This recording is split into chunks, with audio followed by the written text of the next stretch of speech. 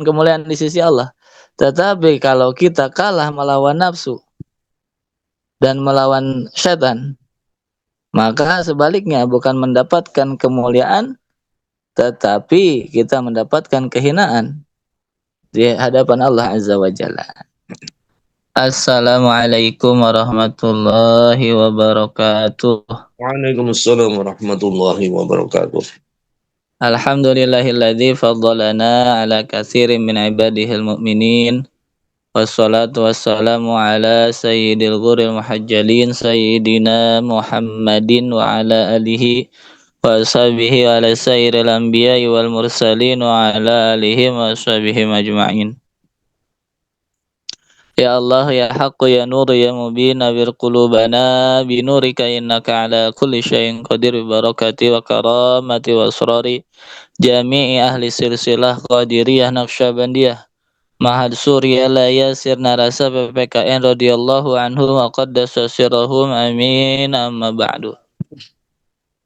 Hadatul karamin para masyayikh ahli silsilah thariqah qadiriyah naqsyabandiyah Mahad Surya la yasir narasa Al-khusus hadratu syekhina mursyidina Sayyid Syekh Muhammad Abdul Ghani Saifullah Masul Qaddasallahu sirrahu.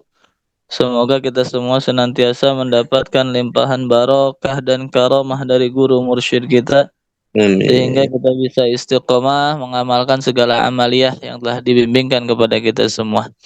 Hadirin Amin. mukaramin yang mulia, para wakil talqin Syekh Mursyid, wabil khusus yang hadir bersama kita pada pagi hari ini. Kita doakan para wakil talqin senantiasa diberikan kesehatan dan kekuatan untuk selalu khidmat kepada guru mursyid. Para kiai, Amin. para syadih, para sesepuh manakib online, ikhwan, akhwat yang telah membantu terselenggaranya manakib online pada pagi hari ini. Semoga kita semua senantiasa ada dalam kejembaran rahmaniyahnya Allah Azza wa Jalla. Ibu, bapak, ikhwan, dan akhwat yang dimuliakan oleh Allah pagi hari ini, mari sama-sama kita mengambil keberkahan dari guru mursyid kita dengan mendengarkan kalam-kalam beliau di dalam kitab Fadlul Syuhur pada bulan Jumadil Ula. Bismillahirrahmanirrahim. Qala Syekhuna al-Arif bilal wasil wal musil ilallah As-Sayyid Asy-Syaikh Muhammad Abdul Ghani Saifullah Masul Qaddasallahu sirrahu. Fa'ammal jimu, adapun huruf jim fi hadza syahri di bulan ini, yaitu di bulan Jumadil Ula, al jihadu diartikan oleh Hadratus Syekh dengan segala keluasan ilmu dan segala futuh yang telah dibukakan oleh Allah kepada beliau. Makna huruf jim, huruf pertama dari bulan ini adalah al jihadu. Apa itu jihad? Beliau menjelaskan al-jihadu ad-du'a'u ila dinil haqqi. Bahwa jihad itu adalah menyeru, mengajak kepada ad-dinil haq, agama yang benar. Ad-din. Ad-din, istilah din itu memiliki tarodub, memiliki kesamaan, berkaitan dengan istilah syariat, dengan istilah syir'ah, dengan istilah millah dan lain sebagainya, yaitu ajaran segala sesuatu yang telah disyariatkan oleh Allah, sehingga ajaran itu diibaratkan seperti syir'ah, seperti jalan yang mesti ditempuh. Kalau meminjam bahasa di dalam surah Al-Fatihah, itu seperti as-siratul mustaqim, itulah jalan yang lurus. Meskipun banyak penafsiran terkait siratul mustaqim ini. Di antaranya adalah apa yang ditafsirkan oleh Hadratus Syekh, berbeda dengan penafsiran pada umumnya. Tetapi pada umumnya as-siratul mustaqim juga ditafsirkan sebagai suatu jalan. Inilah agama. Kita mengajak kepada agama yang benar, yaitu segala sesuatu yang telah disyariatkan, yang telah ditetapkan oleh Allah. Maka Allah itu asy-syari al-haqiqi, sahibus syariah, zat yang menentukan, yang membuat ajaran secara hakiki. Adapun secara majazi itu dinisbatkan kepada Nabi Muhammad SAW, karena Allah memberikan ajaran tersebut, memberikan agama ini melalui perantara para rasulnya, dan rasul akhir zaman adalah Nabi Muhammad SAW yang syariatnya berlaku sepanjang masa. Maka din disebut syariat. dan disebut juga syir'ah, disebut juga millah, haitsu amlahun nabi alaina. Karena syariat itu didiktekan, diajarkan oleh Nabi Muhammad SAW kepada kita. Inilah makna jihad, bahwa kita menyeru manusia, mengajak manusia kepada ajaran yang benar, kepada agama yang benar, kepada syariat yang benar, kepada jalan hidup yang benar. Hadatsy Syekh mengutip firman Allah surah Al-Ankabut ayat 6, "Wa man jahada a'udzu billahi minasyaitonir rajim wa man jahada fa innama yujahidu li nafsihi innallaha la ghaniyyun 'anil 'alamin."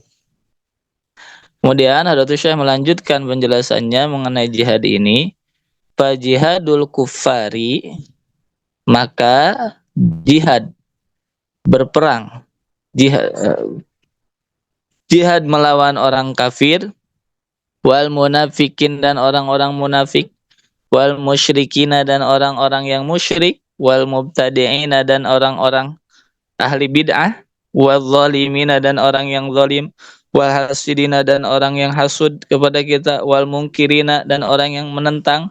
Itu zahiratun, nyata, jelas secara lahiriah.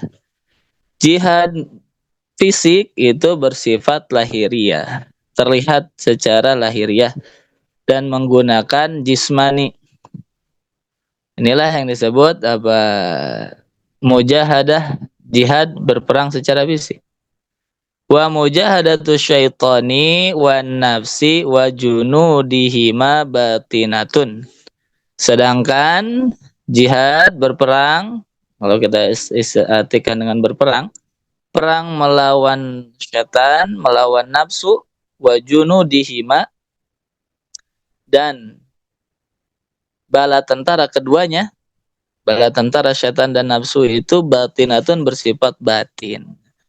Pada penjelasan ini maka terlihat bahwa jihad itu terbagi menjadi dua macam. Pertama, jihadul kuffar, jihad melawan orang kafir dan semisalnya. Jihad secara lahiriah.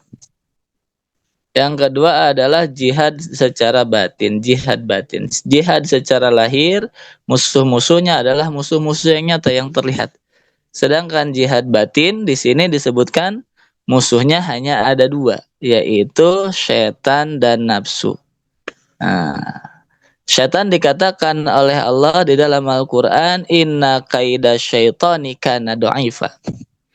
Ketahuilah bahwa tipu daya syaitan itu kana dha'ifa, lemah jika manusia mengetahui ilmunya. Tetapi yang lebih besar bahayanya dari syaitan adalah nafsu yang ada pada diri manusia. Jihadun nafs, inilah jihad batin. Pertama, kita jihad batin melawan syaitan, tetapi syaitan itu kalau kita istilahkan sebagai musuh, meskipun Hadratus Syekh mengistilahkan biarkan setan memusuhi kita, tetapi kita tidak memusuhinya. Maksudnya agar kita tidak fokus dengan musuh, tetapi kita hanya fokus kepada kekasih yang kita cinta. Dengan kita mendekat kepada Allah, sudah secara langsung kita memusuhi setan. Seperti itu maksudnya.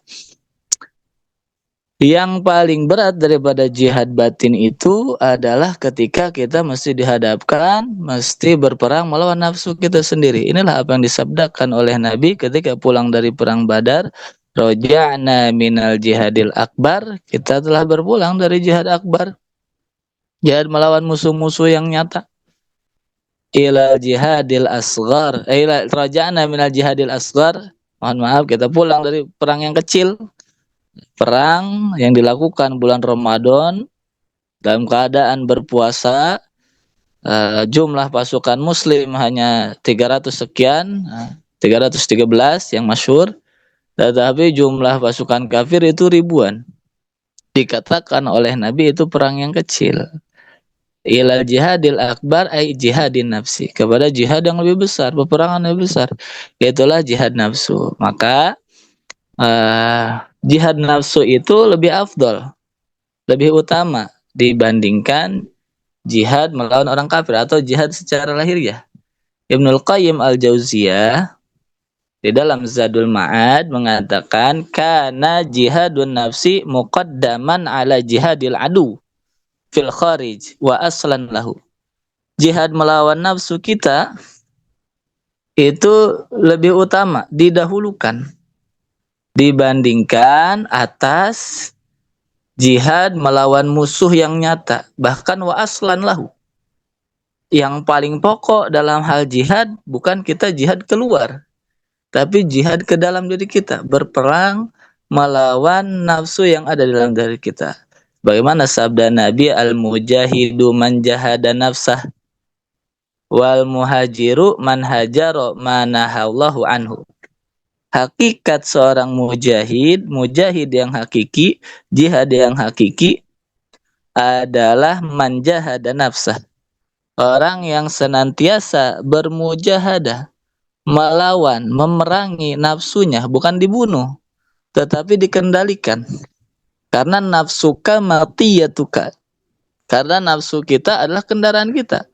Kalau dimatikan, kita tidak bisa bergerak, tidak bisa berjalan, tidak bisa mencapai tujuan.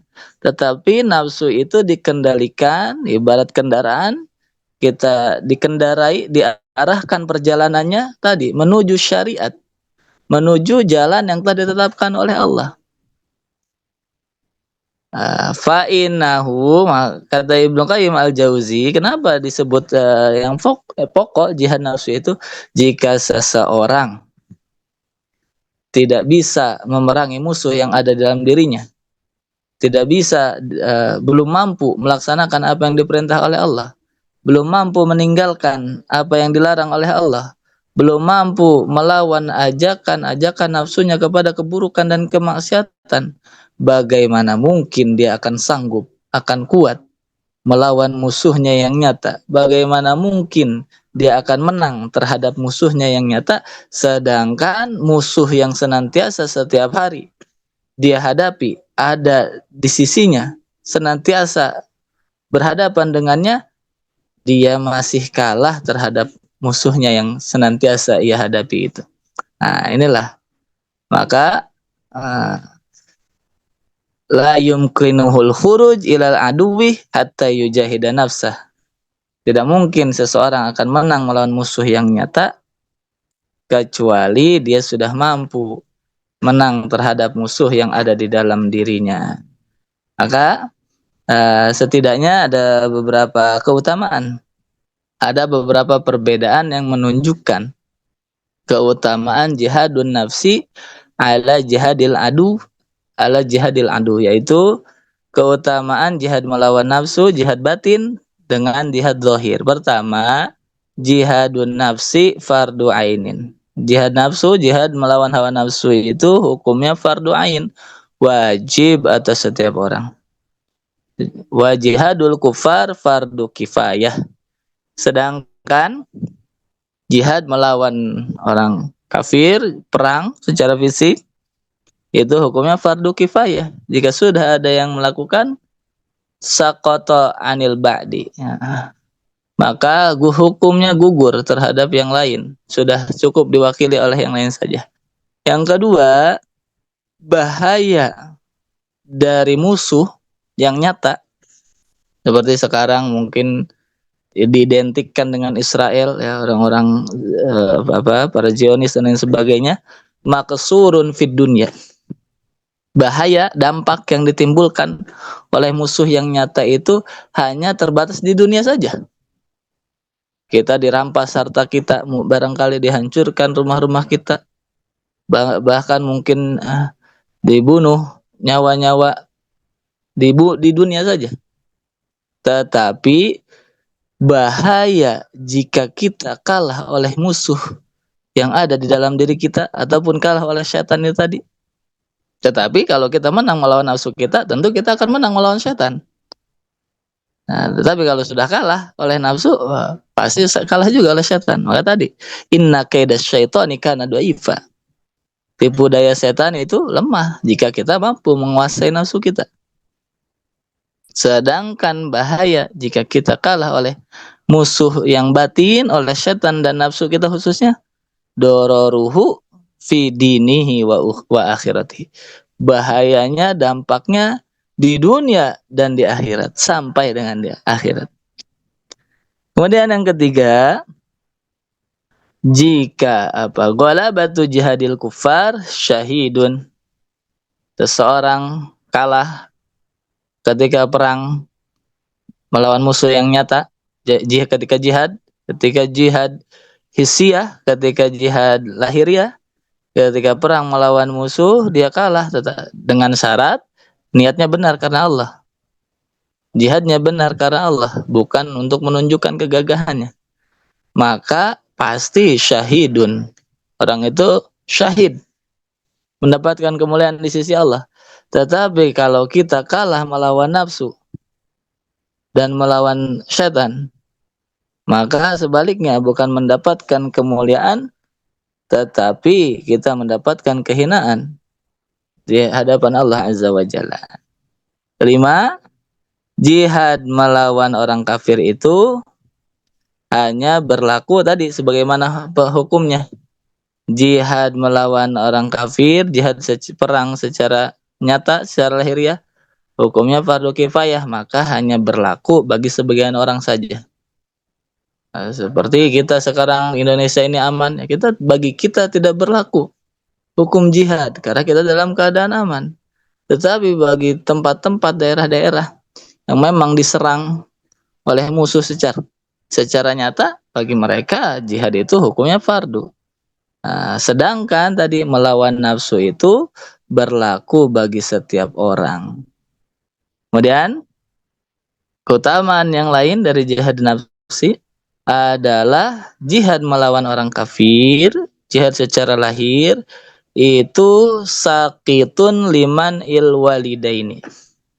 Hukumnya gugur, tidak berlaku, tidak menjadi wajib apabila tidak diberi izin oleh kedua orang tua kita bagi orang tuanya yang masih hidup.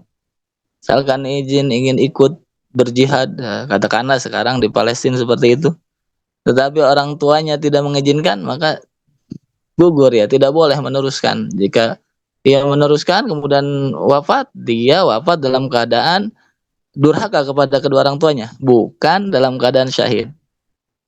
Kemudian sedangkan jihad melawan nafsu itu la yaskutu biman ilwalidain, tidak gugur dengan sebab dilarang oleh orang tua. Katakanlah kita ada yang dilarang oleh orang tuanya untuk ikut talqin zikir atau untuk ikut manakib dan sebagainya, meskipun kita melanggar perintahnya kita tidak berdosa. Ini di awal pembahasan fardhu syur dikutip oleh Hadratus Syekh dari perkataan Imam Al-Jazari, wa in khalafal walidain. Nah, meskipun kita ketika jihad melawan nafsu kita, ketika kita jihad batin ini, orang tua tidak mengizinkan kita, tidak diizinkan kita menemui guru mursyid, tidak diizinkan kita oleh orang tua kita untuk berzikir, manakib dan sebagainya, meskipun kita tidak turut perintahnya, kita tidak dihitung durhaka kepada orang tua, karena tadi ini hukumnya fardu ain. Kemudian jihad melawan musuh, melawan orang kafir, ya qadiru alaihi kullu ahad. Semua orang mampu, semua orang bisa. Tetapi kembali kepada pribadi masing-masing, mau atau tidak. Tetapi jihad lahiriah pada dasarnya semua orang mampu berjihad, perang secara lahir. Sedangkan jihad melawan hawa nafsu tidak semua orang mampu. Illal muwaffaqun, kecuali orang-orang yang mendapat taufik dari Allah, as-sadiquna fi hubbillah, yaitu orang-orang yang benar-benar cinta kepada Allah Azza wa Jalla. Kemudian jihad melawan orang kafir, sebagian dari mereka, orang yang berjihad melawan orang kafir itu, sebagian ada yang menang, ada yang kalah. Yang kalah itu tadi yang wafat di medan perang, jika niatnya benar maka syahid. Sedangkan jihadun nafsi kulluhu syahidul akhir. Orang yang senantiasa mujahadah melawan hawa nafsunya, semuanya mendapatkan derajat syahid, termasuk ke dalam golongan syuhada di hadapan Allah Azza wa Jalla. Meskipun wafat tidak dalam keadaan berperang, wafat dalam keadaan hidupnya nikmat. Seperti di dalam Al-Qur'an dikatakan, makanlah kul min aladzit ta'am min atyabit ta'am. Kulu min atyabit ta'am, makanlah makanan yang lezat. Washrabu min aladzis syarab, minum minuman yang nikmat, yang segar. Wa namu ala auta'il firash, dan tidurlah di atas kasur-kasur yang empuk, meskipun wafatnya dalam keadaan seperti itu secara lahiriah. Tetapi walatan sadikrullah, senantiasa berzikir kepada Allah. Meskipun seperti itu, hukumnya orang yang senantiasa mujahadah melawan nafsunya syahidul akhirah. Inilah kita termasuk wasyuhada jika kita senantiasa mujahadah melawan hawa nafsu kita. Inilah di antara fadilah jihadun nafsi yang alatnya, senjatanya sudah diberikan oleh guru mursyid untuk melawan syaitan. Tadi musuh yang oleh Al-Quran disebutkan tipu dayanya lemah. Dan untuk melawan nafsu kita, itulah musuh yang sesungguhnya, yang lebih berat sebetulnya daripada syaitan. Kedua senjatanya sudah diberikan berupa zikir. Kedua zikir yang sudah diberikan kepada kita, zikir jahar la ilaha illallah dan zikir khafi, zikir ismul jalalah di dalam hati, yang senantiasa kita amalkan di mana saja, kapan saja, sedang apa saja. Itulah dua zikir, dua senjata yang menjadi dua zikir yang menjadi senjata kita untuk melawan nafsu di dalam diri kita. Semoga kita semua senantiasa diberikan taufik, kemudahan untuk kita senantiasa mujahadah melawan nafsu kita, tentu dengan bimbingan guru mursyid. Hadanallahu ajmain. Wassalamualaikum warahmatullahi wabarakatuh.